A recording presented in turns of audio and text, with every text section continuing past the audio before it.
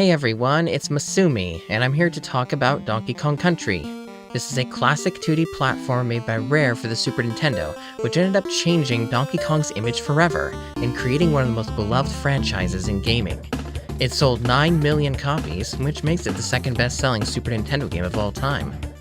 This is one of my favorite 2D platformers, and I'd like to share with you why it's so amazing, rewarding, and worth playing today. I'll point out that I'm using a subtle CRT filter for the game footage, which in my opinion makes the game look better when upscaled, masking the low resolution and reducing the negative effects of 16-bit color being upscaled. There's a lot of opinions on this topic for game emulation, and it's a topic beyond the scope of this video. So, let's jump in. Ha ha ha ha. Stories in these kinds of games aren't necessary, and arguably would worsen the experience, so thankfully there isn't much to go on here. The Kremlings, led by King K. Rool, steal Donkey Kong's banana horde, and DK with his pal Diddy Kong set off to take back his entire horde. That said, the instruction manual is amazing in its own right, and does offer some extra lore, as well as some nice high-quality renders of the characters and enemies. Cranky Kong has amusing quips throughout the read as well. The first thing people tend to talk about with DKC, and in fact what the marketing focused on, are the visuals and audio.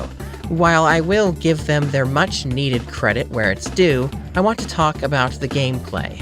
Like any platformer, it's simple, but there's some hidden depth to be found, which I hope to highlight during this video. You have two Kongs you can switch between at will. If you take a hit, you lose a Kong. Both have different abilities which you can take advantage of, and they both have their pros and cons. Who am I kidding? Only one Kong is of any use, and it's Diddy. The sidekick, the character the instruction booklet describes as a wannabe hero who looks up to Donkey Kong.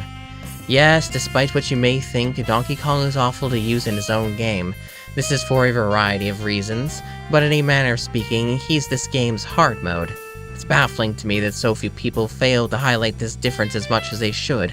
At best, I'll hear something like, Diddy is a little faster and jumps a little bit higher. In this game, that little bit means a world of difference. It determines if you're going to reach that next platform, or if you're going to be able to roll into all those enemies.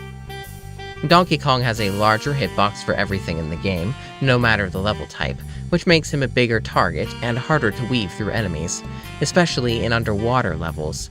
His jump isn't high, his roll attack has less reach and speed than Diddy's cartwheel, his throw is worse, and the way he parries barrels makes it harder to reveal bonuses. He can barely do anything right. The few things he can do which Diddy can't is in maybe 3 levels he's required to reach hidden level warps because his hitbox is large enough when jumping to touch the barrels. He can jump on any enemy in the game except one, and kill it in one hit. This has limited use, because in nearly every case, Diddy can jump over an enemy or cartwheel through them. DK does a ground pound thing, which has always looked pretty doofy, but I'm sure it's what they had to work with at the time. It can be used to reveal hidden banana bunches in levels and kill enemies if you time it right, rewarding you with a single banana. DK's usefulness is extremely situational at best. For the majority of the game, Diddy Kong is outright superior, which is why he's used in every speedrun almost exclusively. So to recap, Diddy is overall faster, his cartwheel reaches further, and he jumps higher. This is a shame because if you take a hit as Diddy, you're stuck with DK until you find a DK barrel. Thankfully, these are quite generous in most levels, and they often have them near checkpoint barrels as well. It's doubly shameful if one opts to do 2-player co-op. While it doesn't feature simultaneous play, it does make player 1 be DK. This game mode is okay and a decent idea, but it's still turn-based and not really much different from simply passing over the controller. To dive more into the hitboxes, I came across an interesting criticism from a YouTube video while doing research. One person claims that the hitboxes are wonky for both the enemies and Kongs. This surprised me because I never heard this one, or ever experienced such an issue. When examples were shown, all it really demonstrated was a lack of skill from the player and a misunderstanding of how the hitboxes work in relation to the enemies. Most of them are squares and rectangles. Don't pay attention to the animations themselves and you're golden. If Diddy is at the end of his cartwheel, the animation will clearly change to signify this. Once this animation kicks in, you are vulnerable to being hit. To me, once this happens a few times, the rules on how the cartwheel works should be very clear. Enemy hitboxes have no issues. If anything, they're more generous than other platformers released at the time. Now, as far as level design goes, an amazing job has been done here. Not only do the visuals look gorgeous, but a decent number offer different routes, through the use of verticality, bonus stages, and warps. Some have taken issue with this game just simply not copying Mario Bros. 3 and World, by having verticality be an aspect in nearly every level. But those games offered power-ups which allowed you to use them in nearly every level, which trivialized many of them once you understood you can fly through the entire thing, skipping them entirely. These games deserve their own videos, and it's possible I will make them at a later date. So, the first level of DKC is a great example of the use of verticality when they do use it. You can use the treetops to navigate the majority of the stage, providing you've mastered the super jump, which is just simply accomplished by rolling or cartwheeling off an edge and jumping. Platformers are known for having plenty of secrets in every level, some more than others. DKC is no exception. Especially for the time it came out, it might have had the most secrets out of any other. Some secrets have good little hints to let you know they're in the area, or just simply outright tell you, usually through the use of bananas or barrel placement. That said, there are some secrets which are ridiculously hard to find and can be only found through a leap of faith, which is something I dislike from games when they do that, because it's not really something that's very well designed. But thankfully, these are optional, rare, and you don't lose out for missing them. Bonuses in this game are underwhelming. It has a small amount of variety. It usually involves a little reward for your trouble. This is something which is drastically improved on in the sequels. Interesting enough, while the bonuses aren't great, they don't need to be completed to count toward the 101%, with the exception of one bonus. This is the only game in the series to do this, and frankly, it's quite a relief, especially if you wish to be a completionist. To not actually have to complete any of the bonus levels is a huge boon.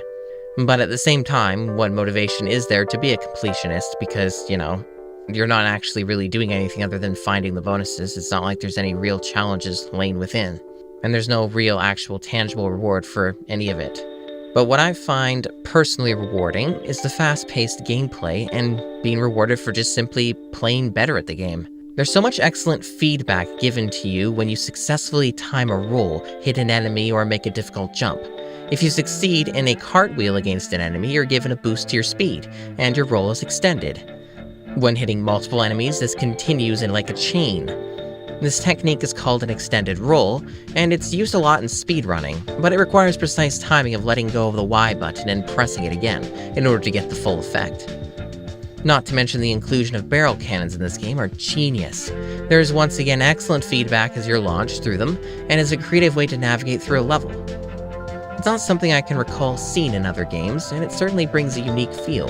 These elements all reward the player's skill by allowing them to go faster, which is an amazing feeling, as it's one of the reasons I keep going back to replay this game after all these years. Now, the auto-scrolling levels leave things to be desired.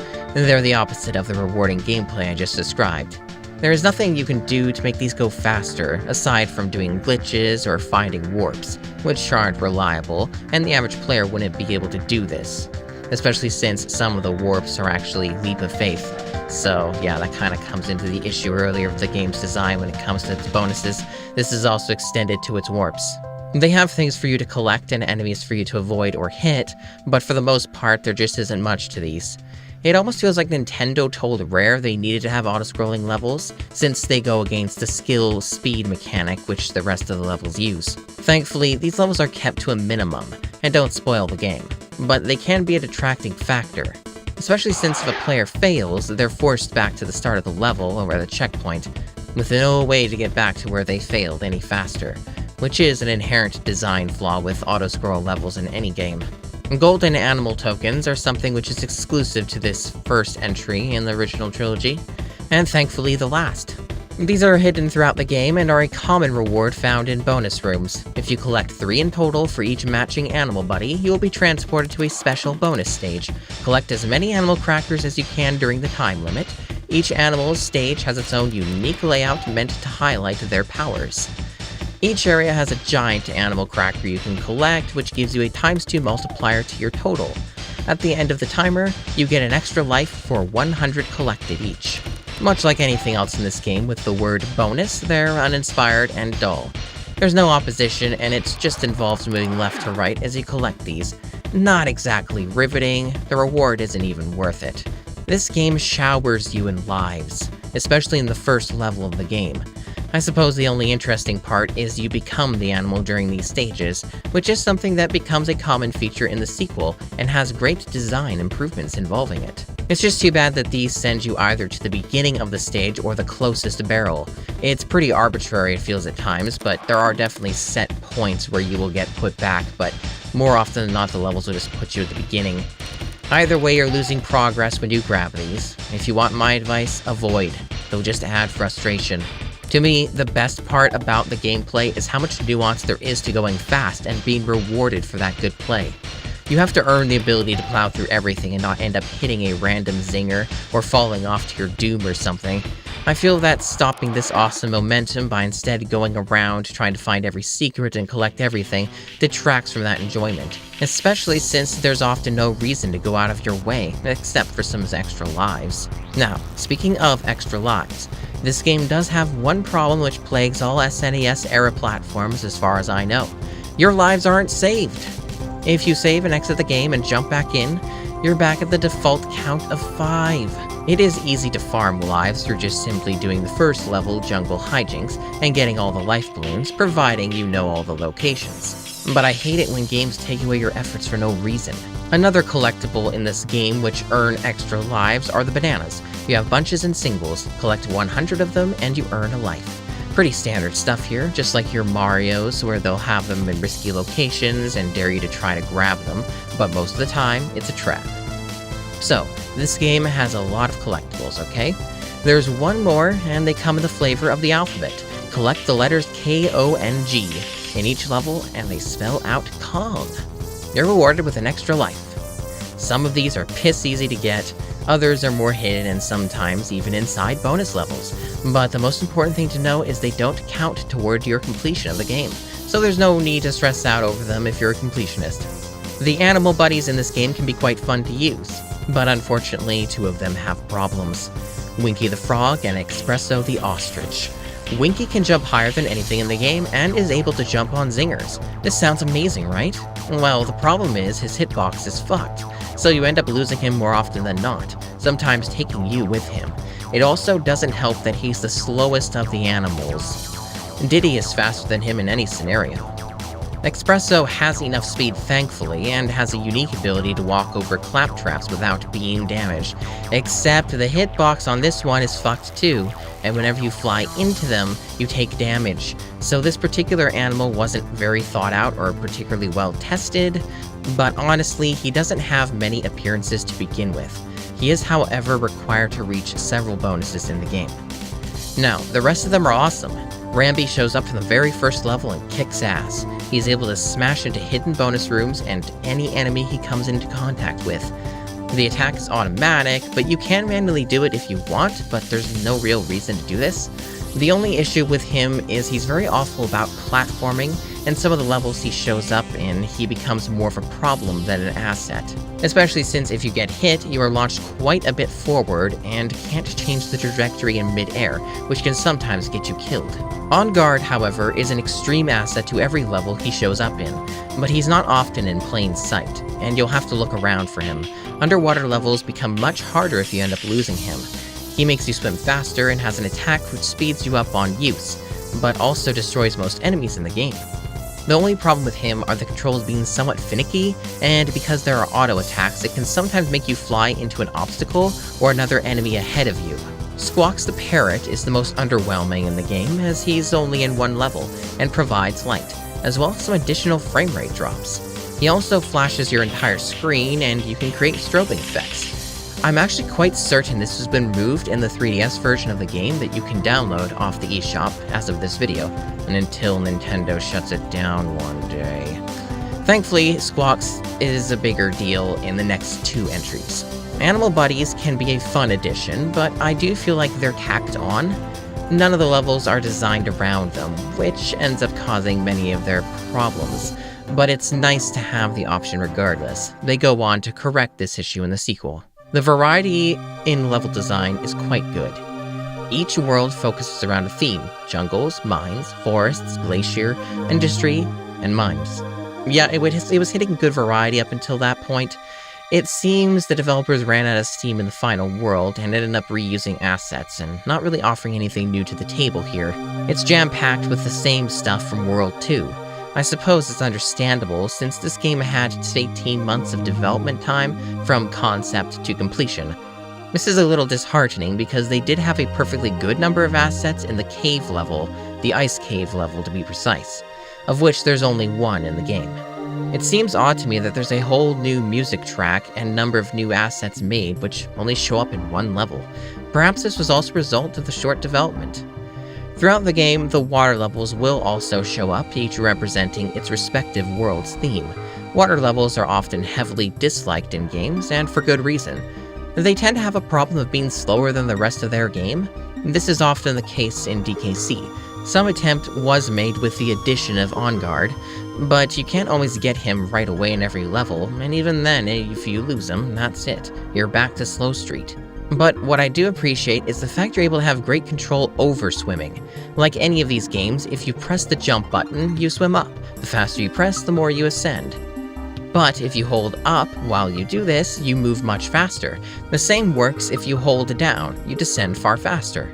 You can combine down and swimming to make it so you swim relatively straight, which can be done while moving left or right. This isn't something the game tells you in the instruction booklet or through other means, so I feel this is a detail that's much easier to miss, and not all players would realize this. It makes these levels much easier and faster if you can master it. Enemies in this game have pretty good variety, and much like anything in this game, they look great, particularly for the time. They're divided into these groups: Goomba, Heavy, Small, and Aquatic. Like any platformer, there are obstacles for you to overcome. In most cases, they can be destroyed, but some enemies are indestructible depending on the level, usually zingers. It's interesting how the enemies are utilized, and sometimes they're just another guy for you to plow through, and other times they're trolley obstacles you can't kill. Enemy placement can be at times unforgiving, and for some people, the reason they can't get into 2D platformers. Take for instance, the minecart levels. In most cases, there's no way for you to know what's up ahead, and it's going to rely on excellent reflexes to get it right the first time. So, in most cases, you're going to have to memorize these levels. This game doesn't design its levels in such a way that they can all be skipped through the use of one easily obtained power-up. If there isn't a warp or you can't find one, you're forced to play the level. That said, there are some pretty generous amount of warps in the first 3 worlds, but some of them are very well hidden, and often the requirement of that leap of faith I talked about. I think it's nice to be able to have a nope option in a level, but there is something to be said for taking on the challenge that the designers intended. Now, we need to talk about the bosses. Oh, they're not good. Okay, so the final boss of the game is really good, but the rest almost feel like placeholders they used instead of making something original, either due to the lack of development time or running out of ideas. The order goes: a giant beaver, a giant bird, a giant bee, a giant beaver, a giant drum, a giant bird. Yes, that's right, they recycled bosses. The beavers and birds, respectively, are just palette swapped and have slightly more aggressive moves than the last time you fought them. They're otherwise identical. Each boss follows a very simple pattern, and players should have no problem beating them. But at least the final boss is not only a unique one, but far more involved, and helped end the game on a climactic note. It also features one of the greatest "got 'em" moments in game history. Now, you may be under the impression, based off my mad knowledge bombs, that I may be something of a pro at this game. You'd be right. I've played a tremendous amount over a long period of time.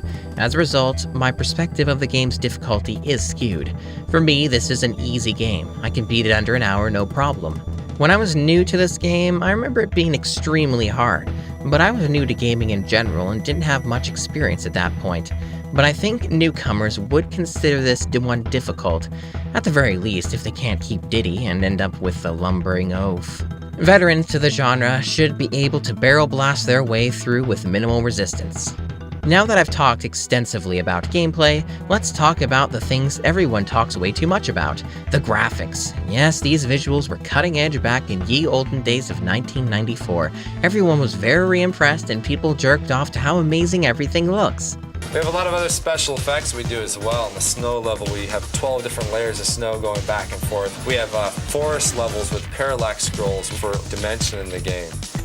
Using advanced computers to produce a three-dimensional model that we can display on a computer screen. First in wireframe, actually then you grow shade them, or you can Phong shade them, and then you actually texture map them. And you can even trilinearly bitmap interpolate. That sounds a little dangerous. And let me ask you this, I heard downstairs something about ACM Yeah, that's technology. advanced computer modeling. Basically what you can do with it is it lets you create fully realistic, fully rendered 3D graphics, so the person has a sense of really being there. So, I don't think really you have to tell them all that much. Once they see the pictures, it's just gonna be like, you have to have it, you know it, get it. I'd say it aged well, but unfiltered and blown up, it becomes really obvious what year it came out in. Obviously, I'm talking about a retro game, so of course it's very low resolution, and the SNES dealt with 16-bit color. There's nothing we can do to change that with our current technology, but there's very promising stuff being done with remastering old games using deep learning. But until then, these games were made entirely on and for CRT displays, so they're going to look best on those. From what I've read in interviews from developers over the years, everything in this game was rendered in 3D and turned into a 2D sprite, which means that everything you see is pre-rendered. That includes the collectibles and even the UI, which enabled it to have such impressive graphics. It used the same technology that many other movies used during the early days of computer-generated effects, such as Terminator 2. It really goes to show just how serious Nintendo and Rare were in making this a success, and how much money Nintendo had even in the early 90s. I imagine the cost of such computers and software were steep. The animation is overall excellent, the characters have fun idle animations, as do most of the animal buddies, which adds nice personality. The Kongs celebrate or get angry when they fail a bonus. There's also exclusive animations made during the end credits. Enemies look great in motion, and overall there's a lot to appreciate here.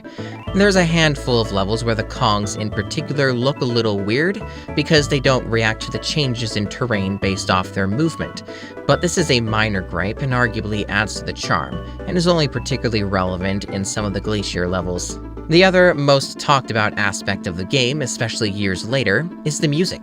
The DKC trilogy, particularly 1 and 2, are well renowned for their memorable tracks and pushing the SNES sound chip to its limits. Of course, this first entry was done entirely by David Wise, who went on to be known for contributing many great soundtracks to gaming. What many do not know is that these were not input through a keyboard or any such method. The music was coded in. Retro games in general, due to having sound limits, were very restrictive. You couldn't just put any sound in a game and make it work. You had to work around memory limits.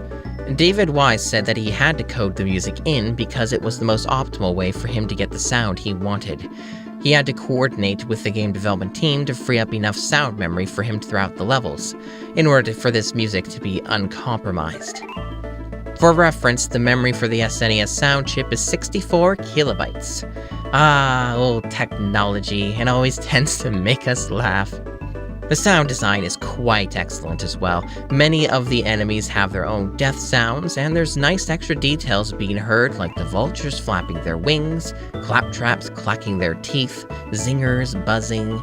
There's a great attention to detail, and honestly, it's quite impressive how well these sound considering the limited sound memory and cartridge capacity. While truly amazing work is done even today with video games and their sound, there is something to be said for making all this work within such strict limitations. With many modern games, I find many things to pick about with their sound design and mixing, but it's difficult to do so with retro games, due to the complexity of working within such limits. Plus, honestly, there is such a thing as a sound that's specific to an era. As far as DKC is concerned, there's no issues ever with hearing both sound effects and music. It's perfectly balanced, as all things should be.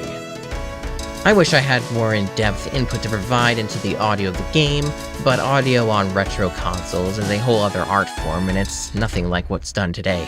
Despite this being the least I have to say about the game, the audio is certainly a vital aspect and worthy of high praise. Overall, this game is amazing. There's so much to appreciate and enjoy.